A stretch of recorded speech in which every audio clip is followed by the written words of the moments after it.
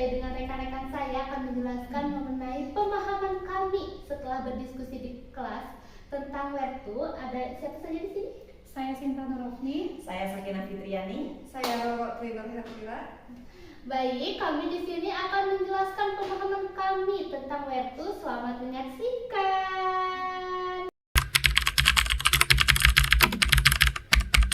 Dalam merancang pembelajaran perlu adanya beberapa pertimbangan baik dan buruknya. Lalu guru juga harus bisa memikirkan siapa peserta didiknya, apa yang sebenarnya mereka butuhkan, baik secara individu maupun kelompok. Menurut Dijat dan Midlight dalam Brown CL 2004 menyatakan bahwa where to merupakan sebuah panduan yang sangat konkret untuk membantu peserta didik mencapai tingkat pemahaman yang sangat baik. Adanya template where to ini membantu guru untuk merancang suatu pembelajaran dengan memperhatikan terlebih dahulu dari sudut pandang peserta didik dan bagaimana cara guru dapat memahami peserta didik serta memenuhi segala kebutuhan yang dibutuhkan oleh peserta didik. Where to merupakan sebuah prinsip desain utama untuk mengajar di kelas berbasis pemahaman atau bagaimana cara peserta didik dapat memperoleh pemahamannya dalam suatu pembelajaran.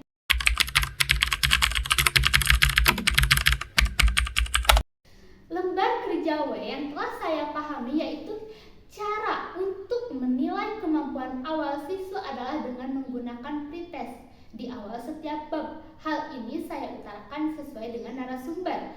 Ini memungkinkan guru untuk mengetahui sejauh mana pemahaman siswa terhadap materi sebelumnya dan mengidentifikasi hal mana yang membutuhkan penguatan, serta pemilihan tujuan pembelajaran disesuaikan dengan materi yang diajarkan sesuai dengan kebutuhan siswa. Pembelajaran di kelas juga dapat berbeda antara siswa satu dengan siswa yang lainnya, disesuaikan dengan karakteristik dan kebutuhan yang berbeda.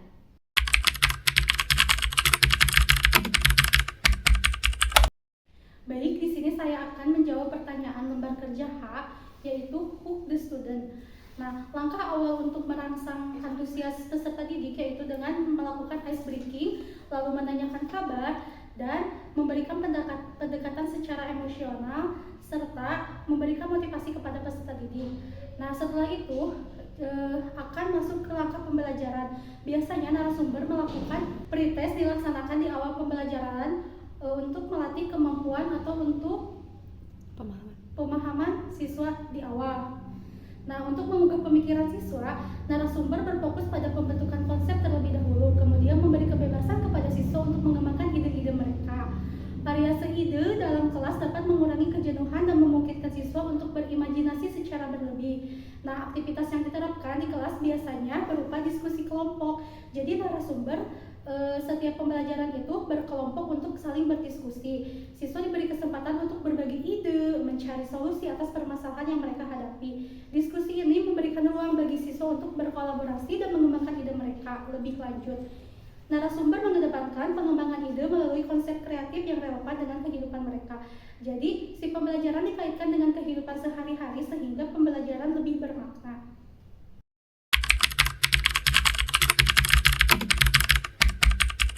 Nah, selanjutnya saya akan menjawab pertanyaan lembar kerja E, explore, equip, dan experience, di mana mengeksplorasi atau mengeksplor, melengkapi, dan pengalaman belajar. Nah, eksplorasi ide dilakukan dengan memberi siswa kebebasan untuk menyusun konsep dan mengembangkan pemahaman mereka. Jadi, dikonsep dulu pemahaman mereka melalui diskusi kelompok, lalu digabungkan ide-ide mereka ke dalam tulisan atau ke dalam tugas yang akan diberikan seorang guru. Nah, di situ siswa diberi ruang untuk menggali lebih dalam mengenai topik yang dipelajari. Menggali topiknya itu tidak hanya di satu sumber, tidak hanya di buku paket saja, tetapi narasumber memberikan kebebasan untuk mencari informasi sesuai dengan gaya belajarnya. Misalnya audio visual bisa di YouTube, seperti itu. Nah, kegiatan yang disiapkan itu untuk menunjukkan kemampuan puncak siswa dan mencakup proses kreatifnya. Tuh, ambigus sekali. Nah, dalam pembuatan video atau drama film pendek, kegiatan ini mengintegrasikan pengetahuan dengan kreativitas siswa, memungkinkan mereka untuk menunjukkan hasil belajar secara praktis. Jadi kemarin ada proyek babnya itu bab hikayat, tetapi narasumber mengeksplorasi lebih dalam, membuat hikayat itu ke dalam film pendek gitu.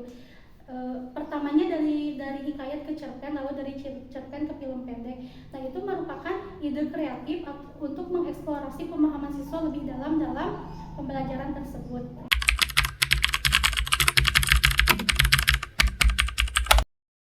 Baik, berdasarkan pertanyaan, pemahaman saya mengenai siswa itu dibimbing untuk memahami kembali pemahaman mereka melalui diskusi reflektif dan juga pembahasan kelas, di mana hasil pretest yang sudah dikerjakan mereka evaluasi kembali dan juga membahasnya di kelas. Proses ini membantu siswa memahami apakah pemahaman mereka itu sudah benar atau perlu disesuaikan dengan persepsi yang sudah mereka ketahui pada saat mereka mengerjakan pretest. Revisi dilakukan berdasarkan umpan balik diri dan juga teman sejawatnya yang satu kelompok mereka. Siswa diberikan kesempatan untuk memperbaiki karya mereka mulai dari tulisan, proyek, dan juga presentasi. Tujuan untuk memperbaiki kualitas pembelajaran yang mereka kerjakan mengenai pretest, langkah untuk mendorong berpikir kritis dan juga refleksi dengan memberikan tugas yang sesuai dengan materi yang akan dipelajari berdasarkan tujuan pembelajaran yang ditetapkan agar siswa itu dapat menganalisis dan juga merefleksikan proses pembelajaran mereka. Hal ini dapat membantu mereka untuk menyadari bahwa yang perlu mereka perbaiki dan juga dipelajari lebih lanjut dalam pretest tersebut.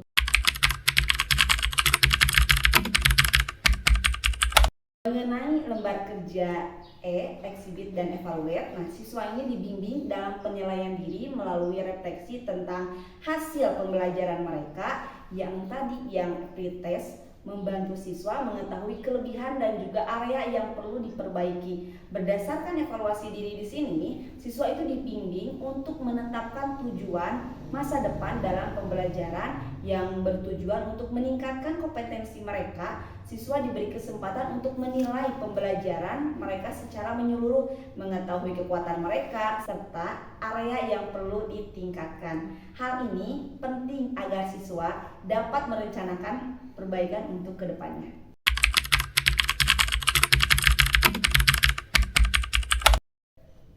Berdasarkan informasi yang kami peroleh dari narasumber terkait lembar kerja Tailored to Student, pembelajaran telah disesuaikan dengan berbagai gaya belajar, pengetahuan sebelumnya, dan minat siswa. Hal ini membuat pembelajaran lebih efektif karena saat proses pembelajaran, narasumber memberikan kebebasan kepada siswa untuk mencari berbagai sumber untuk mereka pelajari, misalnya dari YouTube, dari internet, ataupun dari buku paket. Karena gaya belajar siswa yang bermacam-macam, misalnya gaya belajar mereka adalah audio visual. Mereka akan membuka YouTube untuk lebih memahami materi yang mereka sedang pelajari.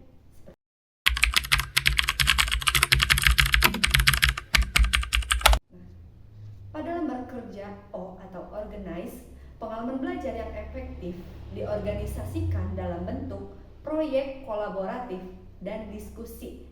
Jadi berbentuk pembelajaran berkelompok yang melibatkan siswa secara aktif. Ini membantu siswa memperdalam pemahaman mereka tentang topik yang sedang dipelajari. Kesalahpahaman diminimalisir dengan penjelasan yang jelas, penggunaan berbagai media pembelajaran, serta pemberian contoh konkret yang relevan dengan kehidupan sehari-hari. Urutan pembelajaran diatur sedemikian rupa untuk memastikan setiap konsep dibangun secara bertahap dan siswa tetap terlibat dalam proses pembelajaran. Pendekatan yang digunakan sesuai dengan karakteristik materi dan siswa. Baik, setelah kami tadi menyelesaikan pemaparan mengenai pemahaman kami tentang Prispertu, di dalam kelas saat itu ada diskusi ya, mengenai beberapa pertanyaan atau untuk menyelaraskan dari Pak Yosef ya, betul kan? Nah, ada 2 pertanyaan ya. Iya. Yang pertama yaitu apakah SMA Negeri 1 Garut sudah serentak menggunakan kurikulum Merdeka? Pertanyaan pertama itu. Pertanyaan kedua, apa kelemahan dari metode pembelajaran yang dijelaskan atau diterapkan oleh narasumber? Mungkin baik akan dijawab oleh teman-teman saya atau rekan-rekan saya. Silahkan untuk pertanyaan pertama akan dijawab oleh siapa? Baik, untuk kurikulum Merdeka ya, di Ya. SMA Negeri 1 Garut itu sudah semuanya mengimplementasikan kurikulum Merdeka. Iya. Dari kelas 10, kelas 11 sudah menerapkan, dan kelas 12 itu baru 1 tahun ini Iya, betul. baru menerapkan kurikulum Merdeka. Iya, kurikulum Merdeka. Jadi semuanya sudah serentak ya. Hmm. Nah, seperti itu. Hanya kelas 12 saja mungkinnya yang baru Baru satu melaksanakan tahun pertama. tahun Iya. pertama untuk menggunakan kurikulum Merdeka. Dan 2 tahun sebelumnya menggunakan kurikulum 2013. Iya, Nah, 2013. Oke, baik, terima kasih Bu Roro. Selanjutnya ke pertanyaan kedua yaitu apa kelemahan dari metode pembelajaran yang diterapkan oleh narasumber? Siapa yang akan menjawab pertama kali? Silakan. Silakan. Ya. Ya, Jadi kelemahan. kelemahannya ya. Ya. Kelemahannya menurut observasi kami ya, Iya, hasil betul.